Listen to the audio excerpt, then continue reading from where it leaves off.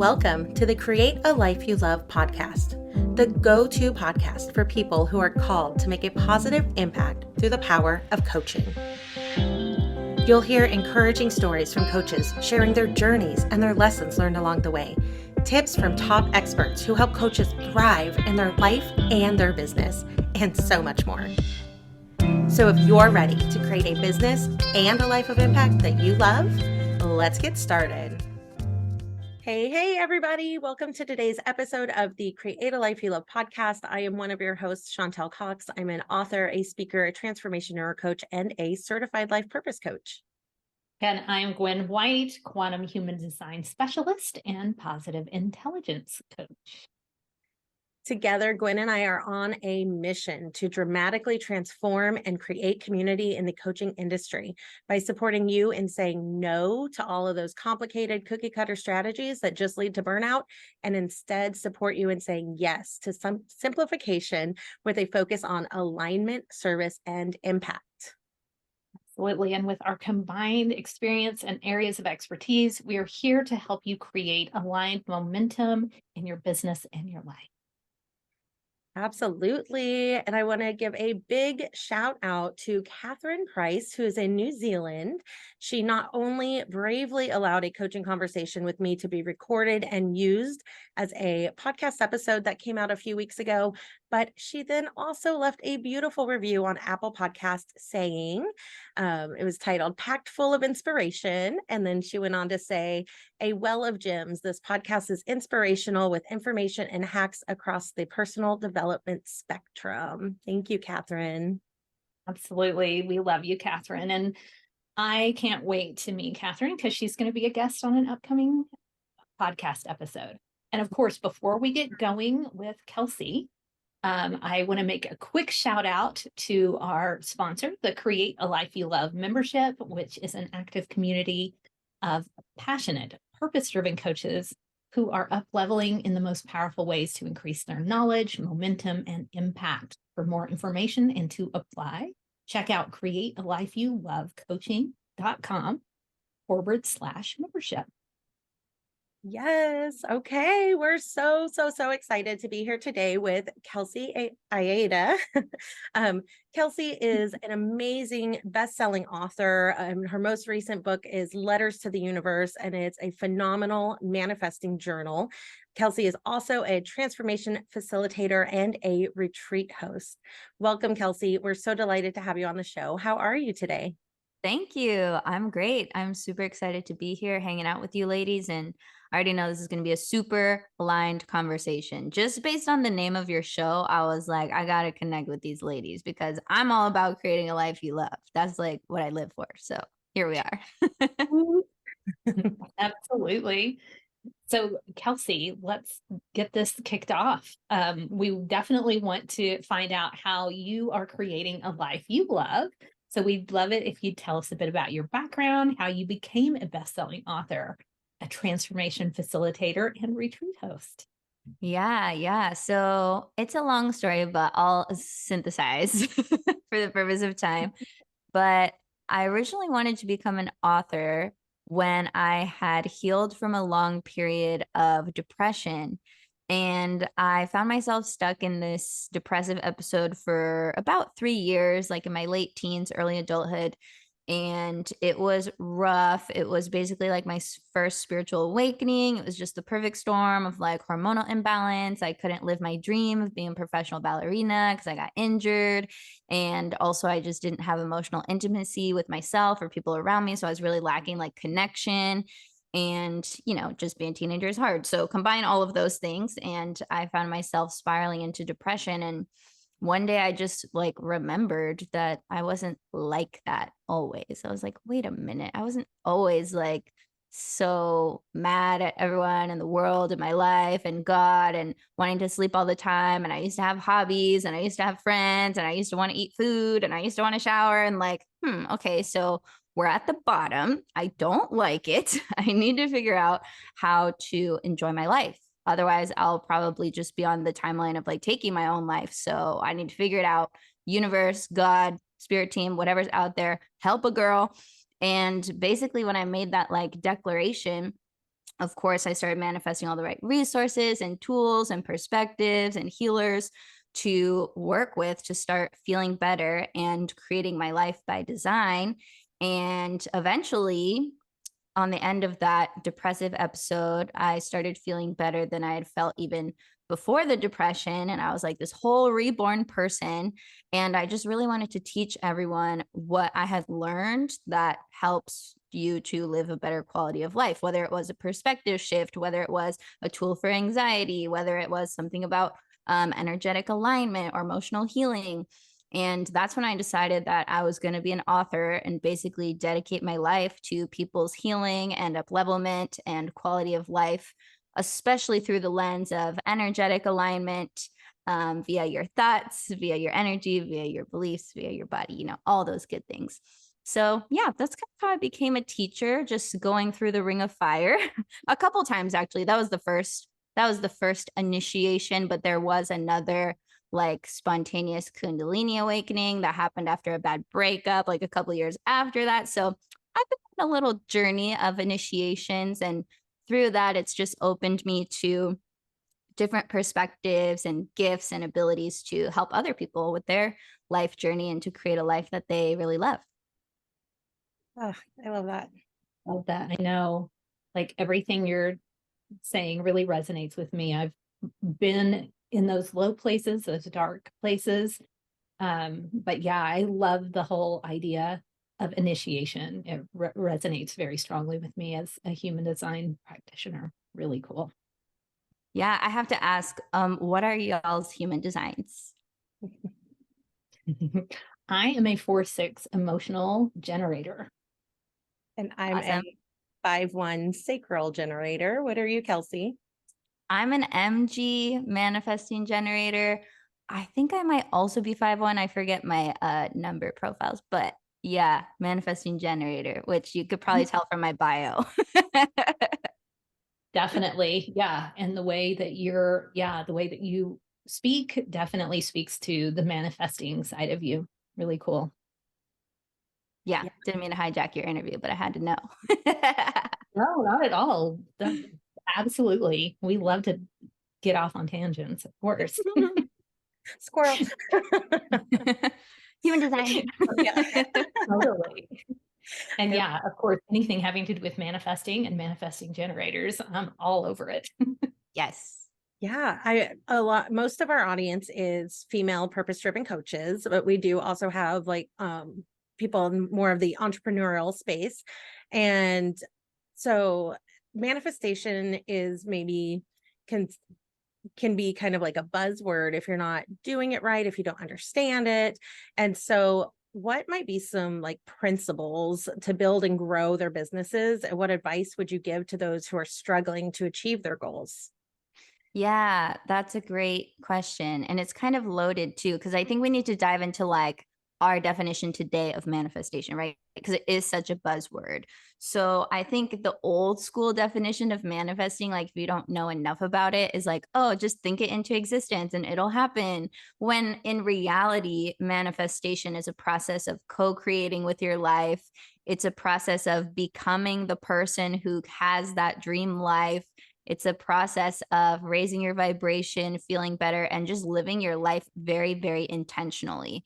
And for anyone who's struggling to hit their goals, I would really advise them to see if there's any sort of resistance inside of them that is probably holding them back. Because usually the only thing between you and something you're trying to manifest, if it's like not happening at all, or you're not feeling forward progress, or you're not seeing like any evidence that it's happening and coming to you, is that likely you either have some sort of limiting belief. You might think consciously that you want to have a bigger business and more money, but a part of you is like not on board with that. So subconsciously, you're like sabotaging yourself all the time. Or you might be getting hit with outer resistance, like circumstantial resistance, which is also a mirror of internal resistance. So it usually always comes back to you. And one of the questions I like to have people ask, and this is something I think that I included in Letters to the Universe, because there's like a couple of journal prompts you go into before you like actually do the scripting. And this question is really powerful, but really good for self-inquiry. And it's just, is there any part of me that's not on board with what I think that I want. Like any part of me. And then after you ask that question, just listen in silence and see all the parts of you that are like, me, we don't want that. We don't want that. That might be bad. That might be dangerous, and you'll start to see pretty quickly some areas where you have split energy, meaning like some of your energy is working towards creating the goal and making that dream life, but other parts of your energy are working against that, not wanting that to come to fruition. And so that's where a lot of people get stuck, especially with manifesting. So they're like, I've been doing my vision boards, I've been doing my affirmations, I've been doing everything, and it's not working. And usually that just means you have some form of resistance that needs to be identified and then resolved. And sometimes just identifying the resistance is enough to make it so it's not a problem, because you're like, oh, that's a silly belief. I don't want to believe that anymore. Or that's a dumb reason not to want something. Like I still actually really do want it. And you might just see your resistance and it won't have any power. But if you see it and you can't let it go and you're like, oh, but this is actually how I feel, then that's where, some troubleshooting comes into play. You might have to rewrite some beliefs. You might have to change your perspective. You might have to try a new approach. And that's really what I help my clients to do. Very cool. I love all of this. And I have a million questions, but I definitely want to let Chantal chime in because I'm sure she does too. Yeah, I love all of that because back in the day when Netflix rolled out Law of Attraction, everyone watched it, read the book and all that, and then didn't really hear about it for a while. And then when I started in on more of like my personal development journey, and diving into the self-help world for the first time ever in my 30s, it started coming back again. And so I love how clearly you have laid out some of the, you identified some of the misconceptions and just some of the basic principles. And so I think those are so key and foundational, because it can be probably dangerous, might be too dramatic of a word, but like to not have an understanding and then be trying to manifest, but without kind of some of those key foundational principles you highlighted. Yeah, I think the way they sell it sometimes is like sexier than it actually is, right? Like, oh, just think it and it will come, right? Everybody wants to watch a documentary about that, but nobody wants to watch the documentary about the part where you have to heal your trauma and rework your beliefs and go out into the world and actually like put forth action towards your dreams and maybe like make a plan and execute the plan, you right? So there's a lot of just middle steps between ask and you shall receive, which like in a perfect world we would ask and then receive, but we don't live in a perfect world. We live in a world with limiting beliefs and resistance and trauma and all these problems. So yeah, there's going to be some little extra steps sprinkled in between the asking and receiving, but that's where I come in to help people. And I'm actually working on a whole book right now on troubleshooting resistance, and like each chapter is like a different way it can show up, how to work through it. So definitely stay tuned for that, because probably later this year, early next year, it'll come out. So exciting. Yes. It is definitely. I would love to find out about the kind of old model versus new model and what things can be incorporated from the sort of old idea of manifesting. Things like affirmations, things like vision boards. Are they actually useful? Do you use them with your clients? Do you encourage them to use them, etc.? And are there specific ways to use those tools, like using affirmations in a specific way that help in the manifestation process? Yeah, that's a great question. So honestly, all of those practices that you just listed out, vision boarding, affirmations, we could throw like positive self-talk in there. We could throw scripting in there, like all of this foundational stuff. It definitely works, assuming that you're also doing the resistance troubleshooting and, whatever else you have to do to feel generally good in your life and like have clarity about what you are creating. Because I think where a lot of people go wrong too, as far as like the old way of manifesting, is I feel like the old way of manifesting is all about the things and the stuff that you want. And people aren't so focused on the experience that they're after. And that's where they miss the mark, because The only reason you want to experience anything, whether it is the luxury car or the home or the family or the dog or like whatever thing that you're trying to get in your life that you don't have, it's because you're trying to secure a certain feeling, a certain vibration, a certain emotional experience. And if you don't know what that is while you're manifesting, I call that indirect manifestation. So like you're trying to manifest the car because you think you want a car, but really you want to like pick up chicks. I don't know. So like, because you want to feel like in love. So that has nothing to do with the car, right? And if you knew that, you would go directly for that loving relationship instead of having to like get this car and do this whole thing. So a lot of people just don't stop to ask themselves what they really want. So they're doing a lot of indirect manifesting, like, oh, I'm trying to manifest $1 million, but why? Maybe why you're doing it, you could actually feel those feelings now without $1 million. But people don't usually stop to ask those questions. So I think that's more like layering on top of the old way. Like all of those practices work, but what are you focusing on manifesting? Are you focusing on the things? Or are you focusing on the internal experience that you're after? And like, why can't you feel those feelings now until the thing or the experience comes? And also, if you can do that, then it's going to come much faster because you'll be a vibrational match to it already. And then you don't have to live your life conditionally. Because I think the old way of manifestation can be very conditional, like, oh, I can't feel sexy until I lose 30 pounds, or I can't feel loved until I'm in that relationship, or I can't experience happiness until I live in a mansion. And it's like, well, that's not true. That's just the story that you're telling yourself. And you're using your manifestations as like this carrot on a stick to motivate yourself to create this life because you're not allowing yourself to feel how you want to feel now. And only you can give yourself that permission. So I think people just have to give themselves permission to want what they actually want. And they have to ask, what do I actually want? Like, what's the goal of this goal? And can I go directly for that?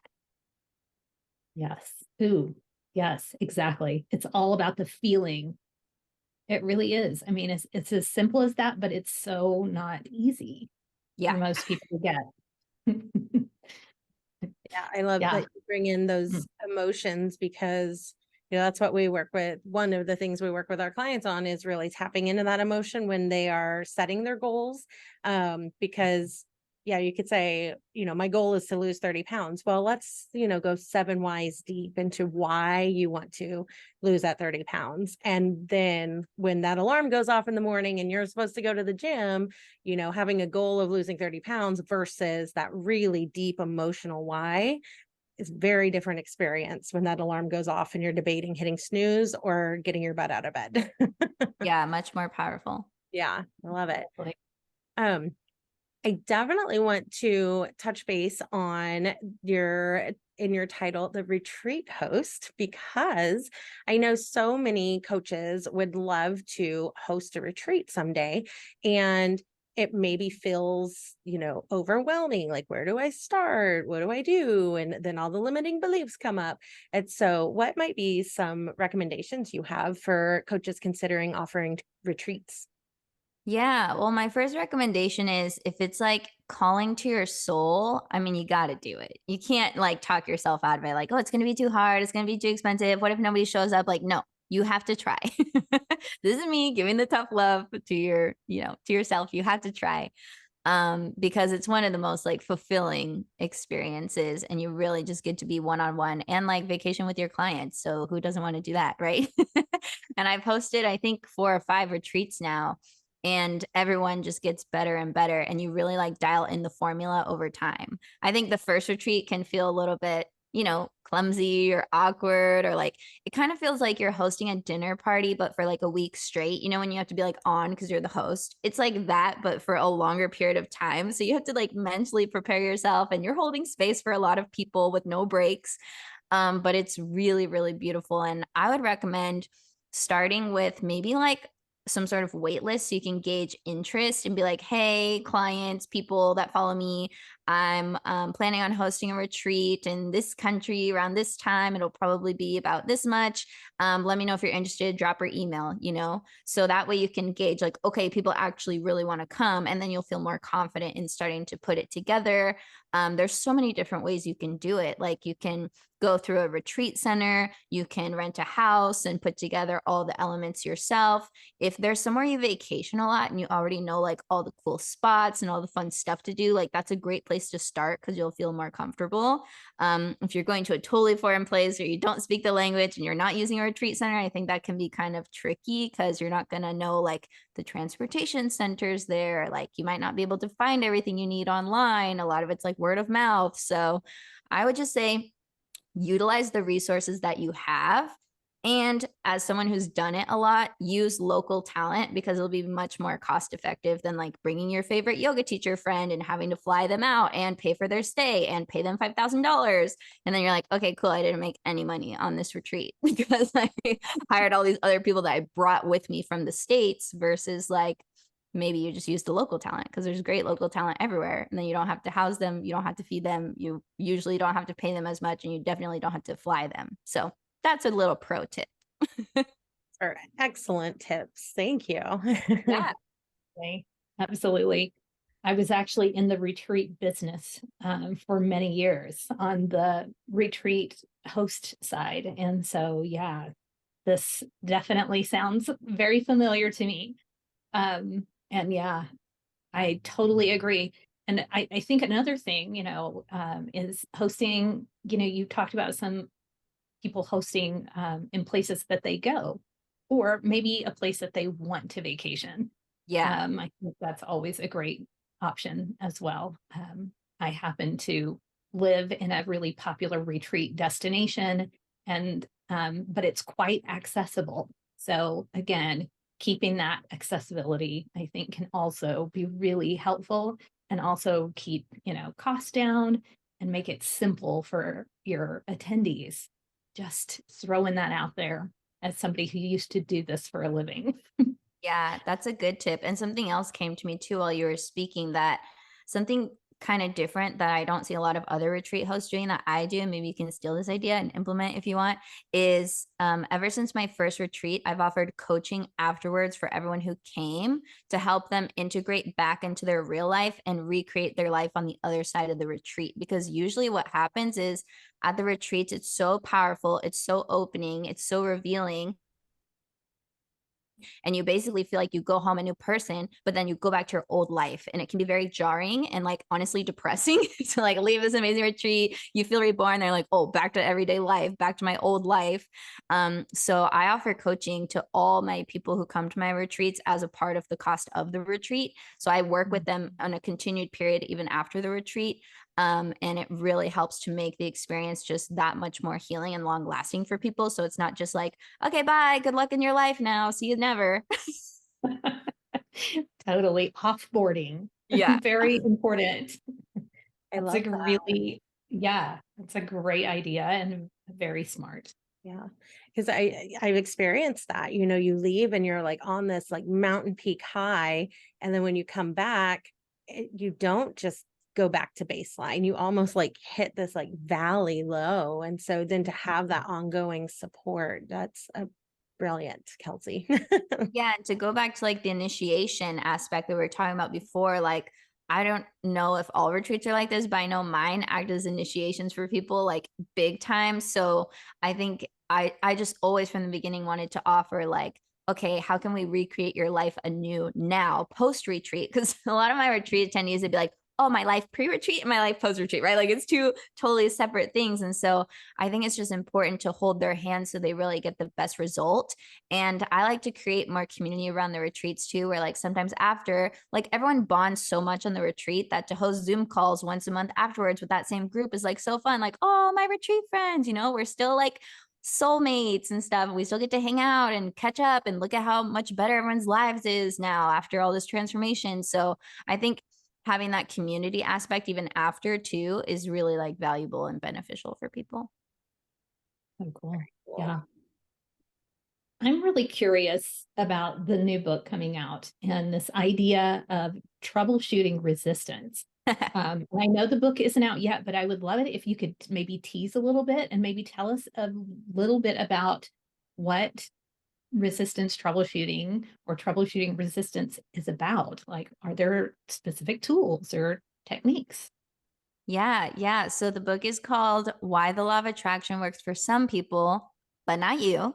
And it's basically like a sassy manifesting troubleshooting guide of like, okay, like I did all this stuff, but like, where's my things? Like, why isn't my life changing? What's going on?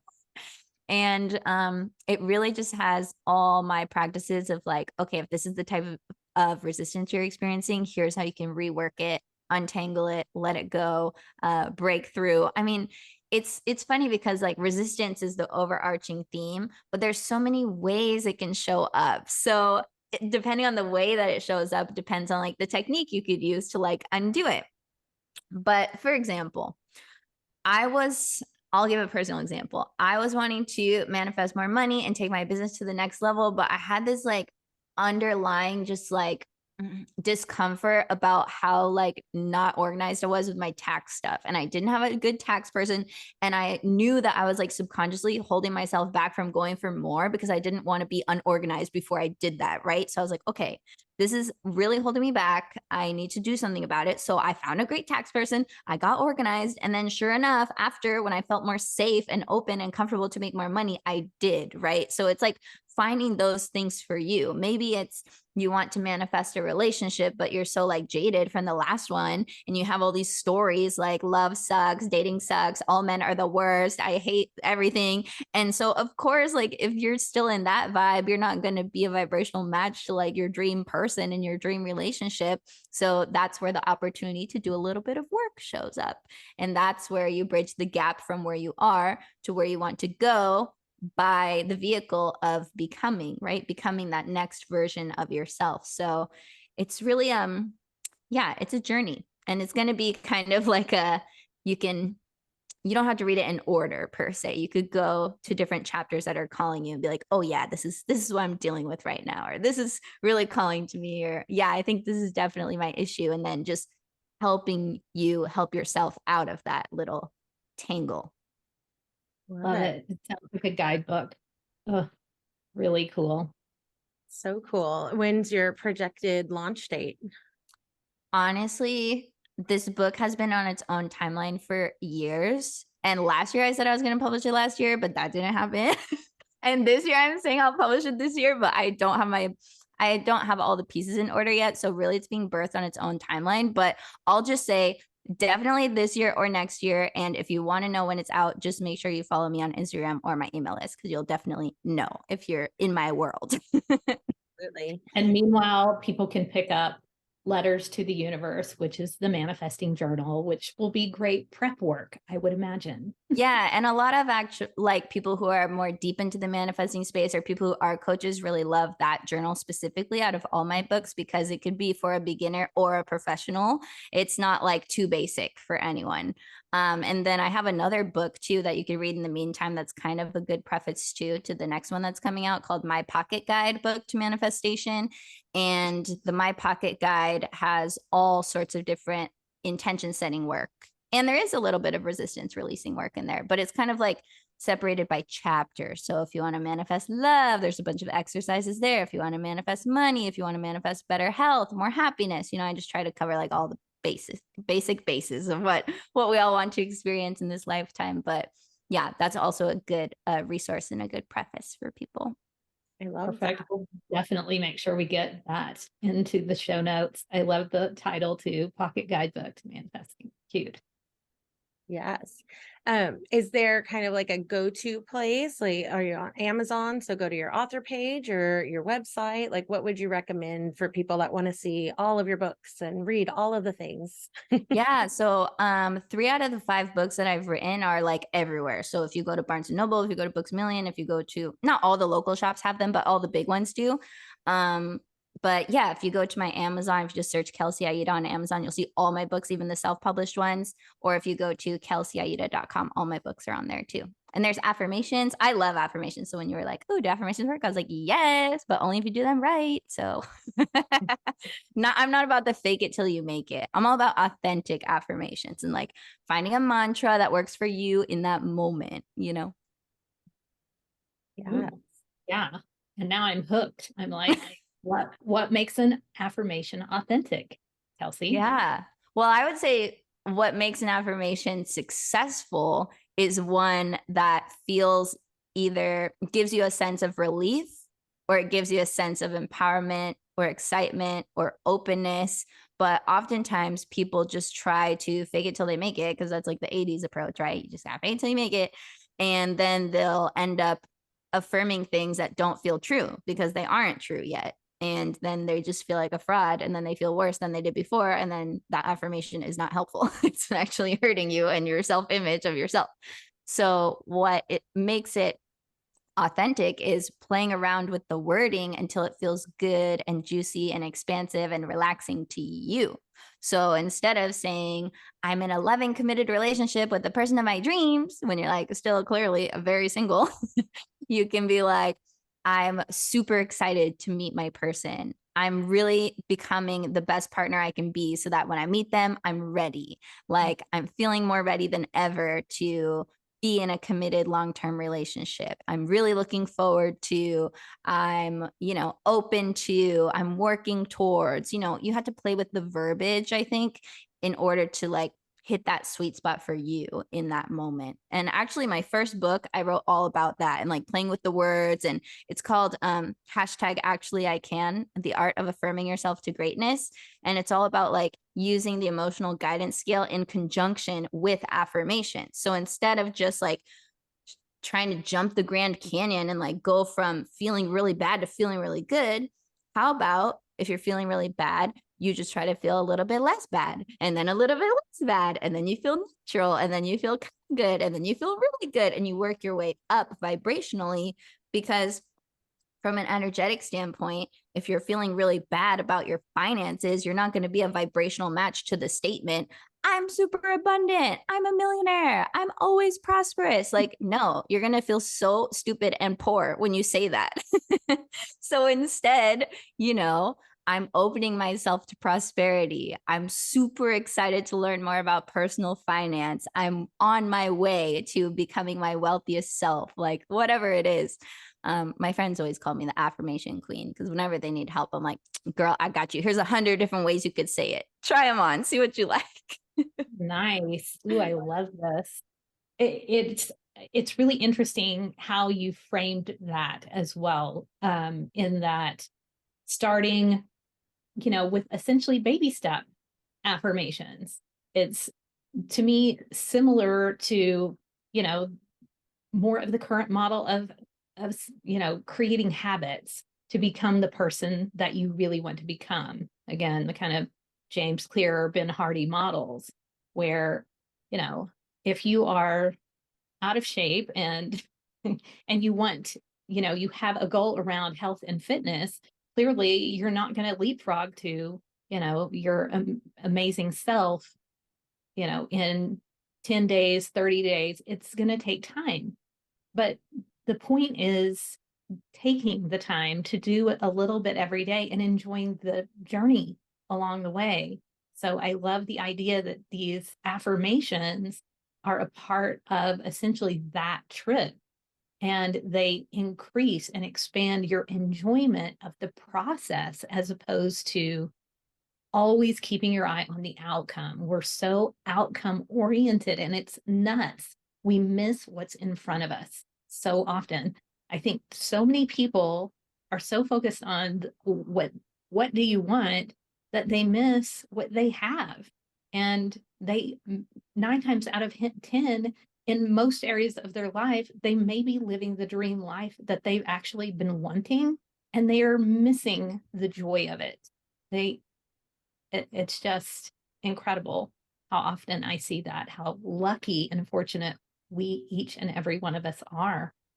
And yeah, I think what you're laying out here is truly a path to like really reveling in the joy of the moment and reframing how you think, which is, again, the foundation of how you feel.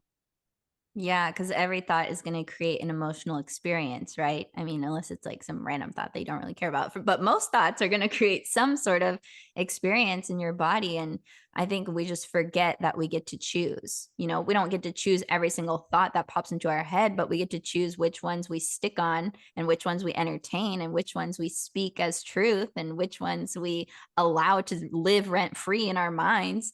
And the incremental approach I've found is just more self-loving, more gentle, and more sustainable, especially like if you've been a drug addict for years, you're probably not just going to heal in 5 minutes. Like it might take you a couple months, a couple years to like reverse the damage and like rewire your brain and reset up your life. So healing can happen more quickly than ever at this time, the way that energy is working and moving. But at the same time, we just want the change so fast that we're not always willing to do it. Not, I don't want to say the right way because there is no right or wrong way, but a more beneficial, more gentle way. I think we just want to bulldoze into the next chapter of life. And it's like, well, there's a little bit just more loving way to get yourself there. And that's more incrementally and giving yourself time, you know? Exactly. Yes. We had another guest on recently. Her name is Kayla G, and she was talking about a model of slow is fast. And it's like, yes, exactly. If we can slow down, do things incrementally, we actually get there much quicker than the path of resistance. So your idea of troubleshooting the resistance is actually going to be a much faster path to, yeah, to what you want. Well, and think So about I, it. Oh, sorry. I was going to add another point to that and say, think about it this way. Like, usually we want change so fast because we're in resistance to where we are. So a lot of people talk about resistance like, oh, you're resisting what you want. But oftentimes we're resisting where we're at right now. And that's just the same. That's still not going to help you. If you're in any form of resistance, whether it's towards something in the future or something in the now or something in the past, you're still energetically closed. You're still blocked off to what you're trying to call in. You're still not going to be conducive to like fast, efficient, effortless manifestation. So resistance is resistance, and resisting the now is just another form. It's going to block your manifestation. So you might as well lean into a little acceptance, do that incremental work, and that makes life just so much easier. gosh, exactly. Well, I could talk with you, and I know Chantal could forever. But I know we all have affirmations and manifestations that we want to get on with. And we definitely want to make sure that our listeners know how to connect with you. So by all means, please share like the best places that people can find you. You mentioned your website and Amazon earlier. Are there other places? Yeah, I'm really active on Instagram. I'm just Kelsey Aida there. TikTok too, but Instagram's my favorite. Can't lie. Twitter, I'm just Kelsey Aida everywhere. Pinterest, I'm always pinning my articles for my blogs on there. Same, just Kelsey Aida. But yeah, everything's on my website. If anyone's feeling called to come to a retreat, I mean, a lot of my retreats are like healer coach type people who are on their own self-love journey, who are up leveling, and then they help clients to up level. So I'm actually hosting another one in October of this year, 2023, in Puerto Vallarta, Mexico. And it's all women, so girls club. So if you feel called to come on a retreat, you can come on down to Mexico. And that's on my website. And so are like my coaching services and my courses and everything, books, all of it. I love it. Nice. Gwen and I have been working together for quite a while. We've never met each other in person. So I say field trip. Oh my Okay, gosh, you actually guys have- have to come. Also, Totally. so I host a podcast too called High Vibe in It and with my girlfriend Lindsay, and she's a hypnotherapist. I'm a transformation facilitator, yada yada. And her and I hadn't met forever. It took us like I think almost 2 years before we actually met in person. So I understand. Yes. Yeah, it's amazing what technology allows us to do, and that the relationships that you can build purely over Zoom. But yes, there is something to be said about that in person time together. So amazing. This has been Especially, so awesome. yeah, especially at a manifestation retreat in Puerto Vallarta. I have a good friend Yeah, who get just yourself moved love down there, vibes so on fleek. You get to hang out by the pool, on the sun, on the beach. You know, we eat a lot of tacos. We drink a lot of margaritas, virgin and otherwise. I'm not, my retreats are kind of funny because a lot of spiritual retreats, you know, like no alcohol, no meat, no nothing. But I'm just like, live it up in Mexico. If you want to drink a margarita, drink a margarita. I don't care. Live your best life. You had me at Puerto Vallarta, but yeah, margaritas, I'm in. exactly. I'm hitting your website right after. Right. Yes, please come. Please come. But thank you so much, Kelsey. This has been amazing. I know our values have been our values. Your value has inspired our listeners so much. And everyone go buy all of Kelsey's books. Come meet us all on the retreat and just connect and be amazing. Manifest your Absolutely. Yay. Absolutely. Yeah. Thank you. Absolutely. Yeah. And speaking of listeners, we would love for you all to share your takeaways today and to share this episode with someone who would love to learn more about manifesting, resistance, affirmations, and all about Kelsey and her amazing books. So please do so, and also leave a review for the podcast at ratethispodcast.com/CALYL from any device. Love it. And everyone, if our approach is resonating with you and you too would like to be part of the Create a Life You Love movement and help create community and dramatically transform the coaching industry, we are currently accepting applications for the Create a Life You Love membership. Just head on over to createalifeyoulovecoaching.com/membership. And we'll have a link for that along with all the other links mentioned today in the show notes. So thank you all for tuning in and for all of your continued feedback and support. And thank you so much, Kelsey, and everyone. Enjoy the journey. Thank you for listening to the Create a Life You Love podcast. We would love to hear from you about your biggest takeaways. Share them with us on Facebook or Instagram at Create a Life You Love Coaching. If you love this episode, be sure to subscribe, rate, and leave a review. It's very much appreciated. If you're ready to build aligned and sustainable momentum without overwhelm and burnout, we invite you to apply for the Create a Life You Love membership on our website, createalifeyoulovecoaching.com/membership. That's it for now. Enjoy the journey.